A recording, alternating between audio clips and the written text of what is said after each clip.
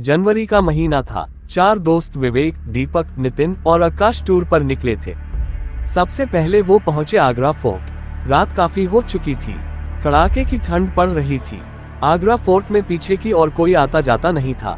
वहां 1-2 लोग तंबू लगाकर भी रहते थे और वहां पर घूमने के लिए भी कोई नहीं आता था, क्योंकि आगरा फोर्ट बहुत बड़ा है। विवेक अपने दोस्त के साथ वहीं पर बैठा था।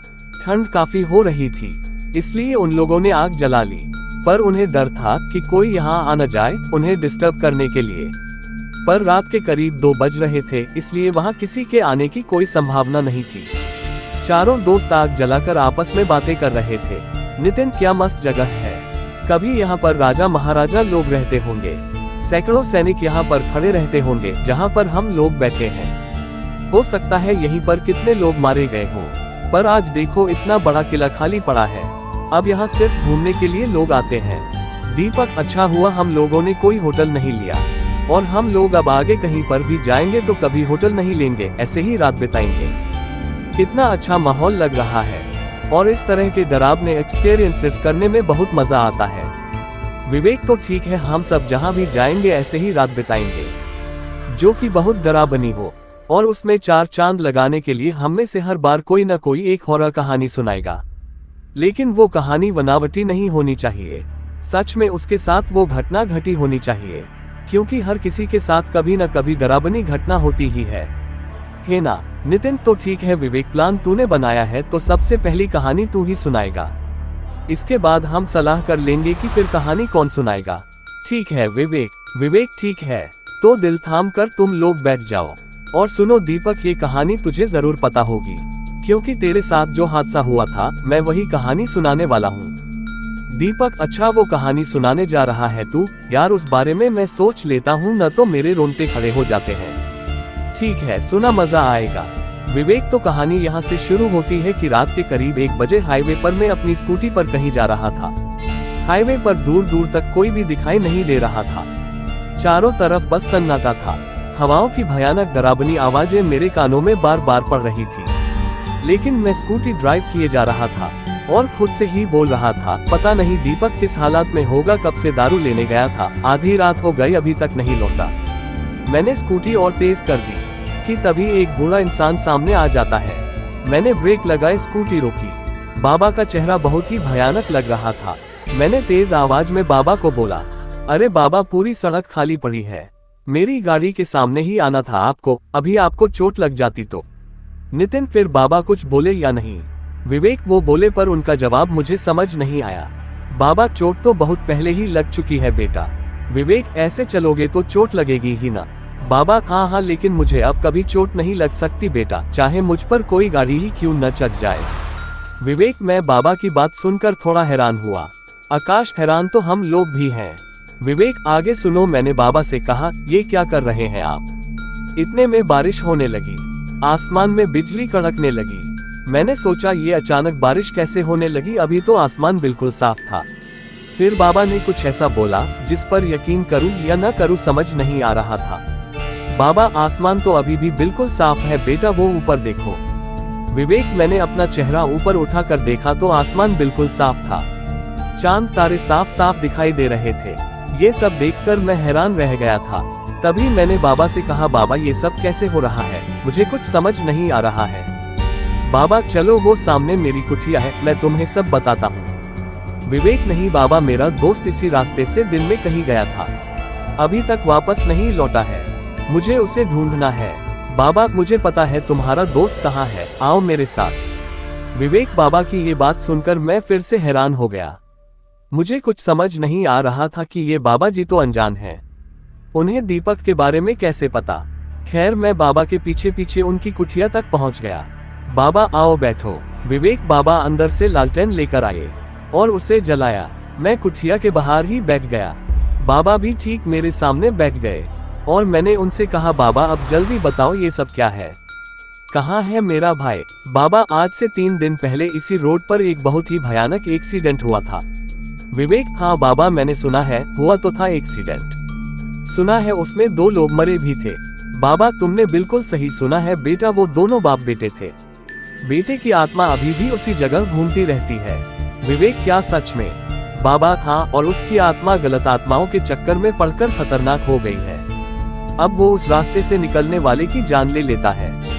विवेक बाबा की ये बात सुनकर मैं डर गया और मैंने कहा, इसका मतलब मेरा भाई भी? बाबा नहीं, अभी नहीं, अभी तुम्हारा भाई उसकी कैद में है, मारा नहीं है उसको। आकाश पर उस आत्मा ने दीपक को अभी तक मारा नहीं था, ये बात बाबा को कैसे पता थी? विवेक यही सवाल मैंने बाबा से पूछा। बाबा ये सब आपको कैसे पता है? मुझे समझ नहीं आ रहा बाबा। बाबा सब समझ आ जाएगा, थोड़ा रखो बेटा और पूरी बात सुनो। ये जो बारिश हो रही है ये कोई आम बारिश नहीं है, उसी आत्मा ने कराई है।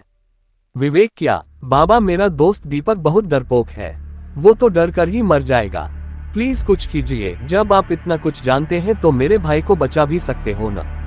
बाबा हाँ बचा सकता हूँ, लेकिन उसके लिए तुम्हें उसी जगह जाना होगा जहाँ एक्सीडेंट हुआ था। विवेक आप नहीं चलोगे मेरे साथ? बाबा बाबा मेरा यहाँ रहना जरूरी है, तुम जाओ, तुम्हारा दोस्त बच जाएगा। अगर जरूरत पड़ी तो मैं तुरंत आ जाऊंगा। विवेक ठीक है बाबा, चलता हूँ मैं, मेरे भाई को बचा लेना। बाबा फिक्र मत करो। विवेक मैं वहां से उठा, अपनी स्कूटी स्टार्ट की और चला गया।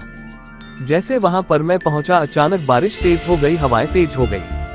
भयानक आत्माएं दीपक को घेरे उसे डरा रही थी। वो नजारा बेहद खौफनाक था।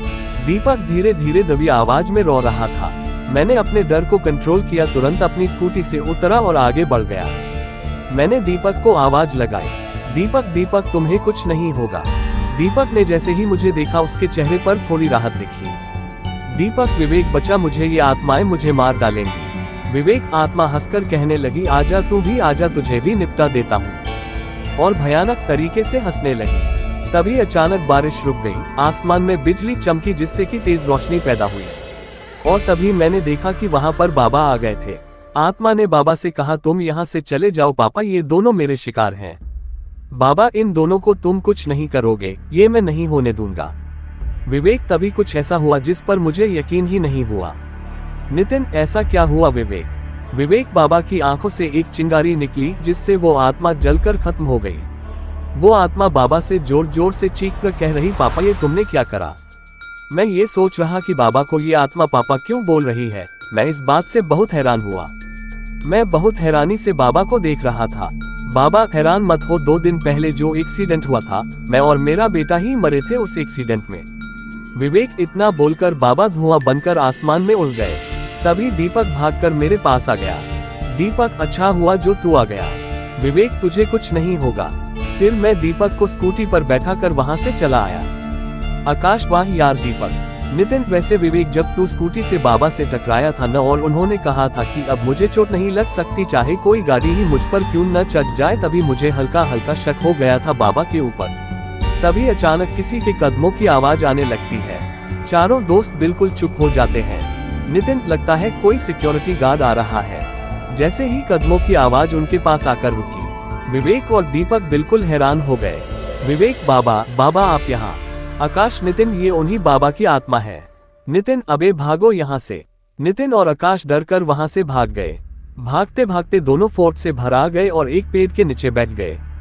नितिन भाई क्या सच में भूत था या कोई और? मैंने तो ठीक से देखा भी नहीं, एकदम वहां से भाग आया। आकाश हाँ नितिन मैंने भी कुछ देखा नहीं, पर मुझे भी बहुत डर लग रहा है। मैं उस फोर्ट के अंदर फिर से नहीं जाने वाला भाई। तभी विवेक और दीपक धीरे धीरे चलकर उस फोर्ट से बाहर आते हैं। दीपक क्या हुआ, फट गई ना? विवेक अरे भाई तुम्हारा चेहरा तो देखो, सारा रंग उतर गया है। शायद कुछ देर और रुकते तो तुम्हारी पतलून भी गीली हो जाती। विवेक और दीपक दोनों हंसते हुए एक दूसरे को ताली देते हैं। नितिन मतलब तुम लोग मजाक कर रहे थे? फिर वो इंसान कौन था? दीपक हाँ और नहीं तो क्या, ऐसी सुनसान और डरावनी जगह पर बैठे थे तो सोचा थोड़ी मस्ती की जाए, और वो इंसान वहां का सिक्योरिटी गार्ड था। नितिन और अगर इस मजाक में हमारी जान चली जाती तो? विवेक तो क्या फिर तुम भूत बनकर हमें डराने आ जाना? विवेक और दीपक दोनों खूब हंसने लगे। आकाश मरने के बाद वैसे भी कोई अपना और पराया नहीं होता, भूत बस जान लेना जानता है। फिर वो चारों दोस्त वही बैठ जाते हैं और दूसरा दोस्त एक नई कहानी सुनाने लगता है।